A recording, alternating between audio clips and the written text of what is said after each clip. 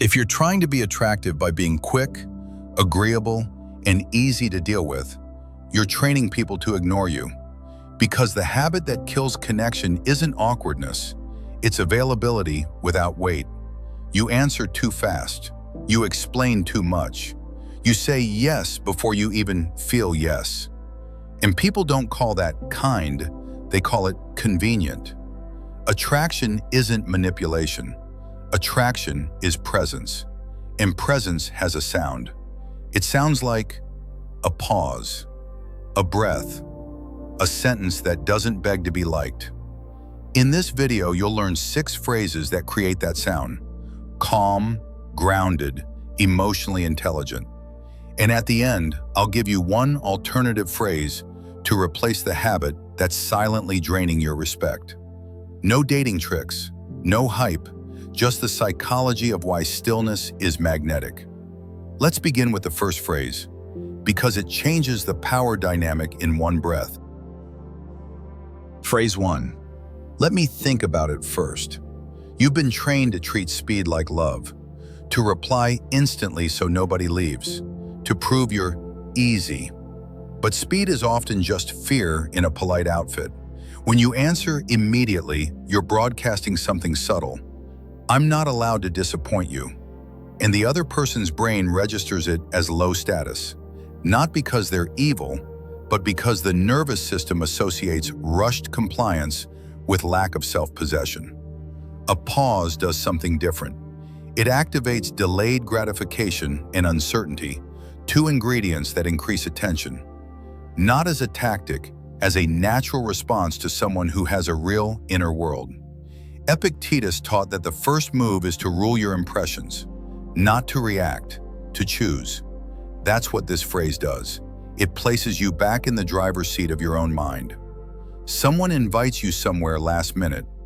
Come out tonight. You in? Old you.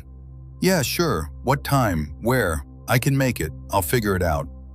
New you. Let me think about it first. No drama, no apology, just a clean pause. And something changes. They don't feel rejected. They feel your center. Respect begins when your yes stops being automatic. Now that you've created space, you need depth. Because space without depth is just silence. That brings us to the second phrase. Phrase 2. I need some time to reflect. Overthinkers don't lack intelligence. They lack permission. Permission to move slowly without guilt. You felt it. If you don't respond quickly, you fear you'll seem cold. If you don't decide fast, you fear you'll lose the moment. Reflection communicates emotional regulation. A regulated person is predictable, grounded, safe. And safety is attractive, not comfortable, but trustworthy. When you say you need time, you're telling the other person, I don't outsource my decisions to social pressure. That triggers a subtle upgrade in how you're perceived. More mature, more stable, more valuable. Seneca warned about being swept away by the crowd in the moment. Stoicism isn't slow for aesthetic. It's slow because clarity requires distance. A friend asks for a favor that costs you energy. Can you help me this weekend? I really need you. Instead of panicking and proving loyalty, you say, I need some time to reflect. Then you actually reflect. Do you have the time? Do you have the capacity? Will saying yes make you resent them? That sentence protects you from future bitterness, and it protects the relationship from your silent anger. A rushed yes is often a delayed no. But what if you genuinely don't know yet, and you feel pressured to pretend you do? That's where the third phrase becomes powerful. Phrase 3. I'm not sure. I'll see. People-pleasing is often just performance anxiety. You think you must provide certainty to be valued. So you give commitments you can't keep, or you give opinions you don't even believe. Certainty feels strong, but forced certainty reads as insecurity. When you say, I'm not sure, you signal emotional independence. You're not trying to win the moment. You're respecting reality.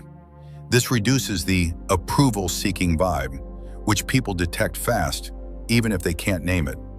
And it lowers your own stress because you stop pretending to have answers before you've lived the data. Marcus Aurelius wrote about meeting life as it comes, without bargaining with it. Stoicism isn't about having perfect control. It's about honest alignment with what's true right now. Someone asks, "Are you coming to the party? Do you want to join this project? Are you free every week?" Instead of sprinting into a commitment, "I'm not sure, I'll see." No over-explaining, no life story, just clean uncertainty. And here's the surprising part. Most emotionally healthy people respect that more than fake confidence. You don't become attractive by sounding certain. You become attractive by being honest. Now let's go deeper, because honesty without boundaries still leaves you drained. The fourth phrase draws a line without a fight. Phrase 4. That doesn't feel right for me. If you grew up having to justify yourself, this will feel dangerous. Because you learned, if you say no, you owe an explanation. So you negotiate your boundaries like a defendant in court. And people sense that. They sense your boundaries are movable. When you over-explain, you trigger debate.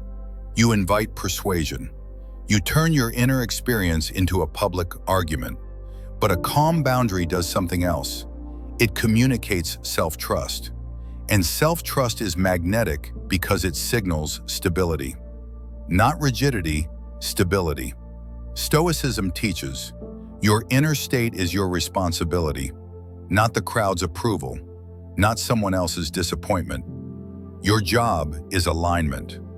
A coworker pushes you into extra tasks. Just do it.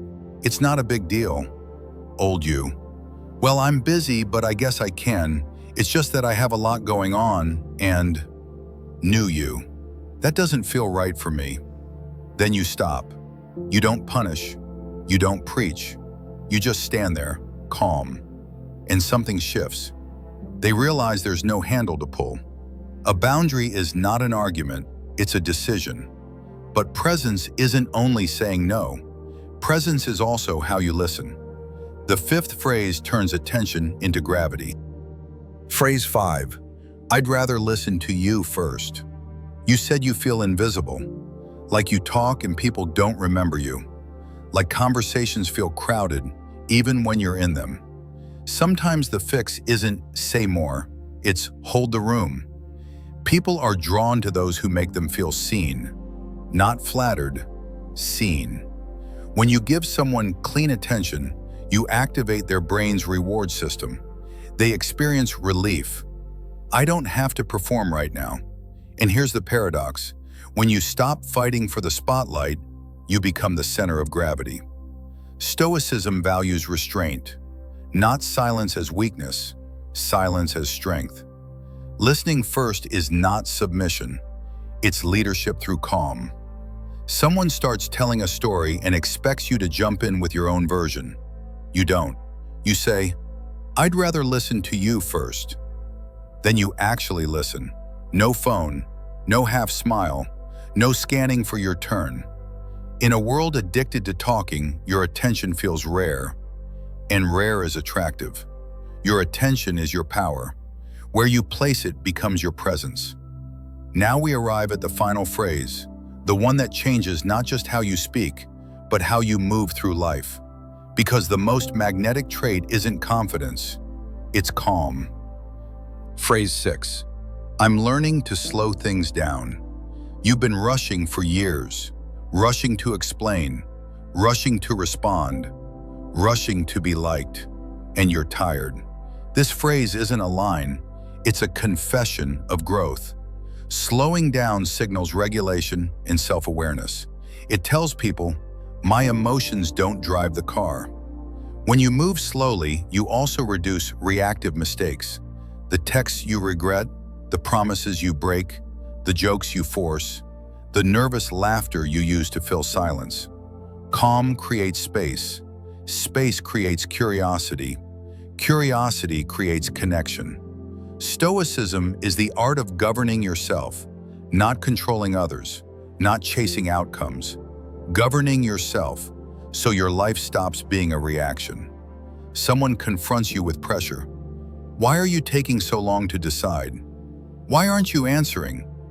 Why are you so quiet? You don't get defensive. You don't perform confidence. You say, I'm learning to slow things down.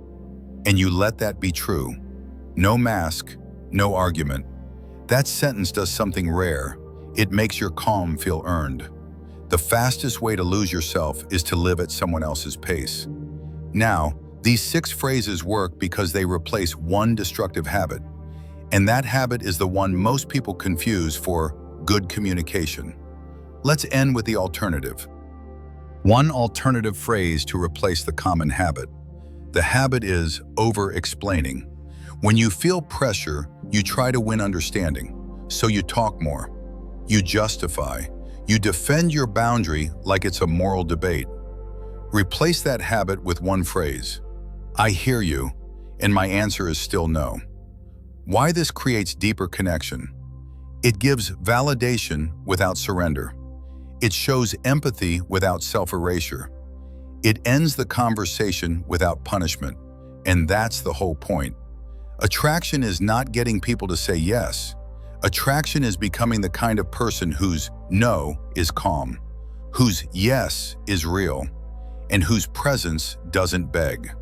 When you stop performing for approval, you start becoming unforgettable.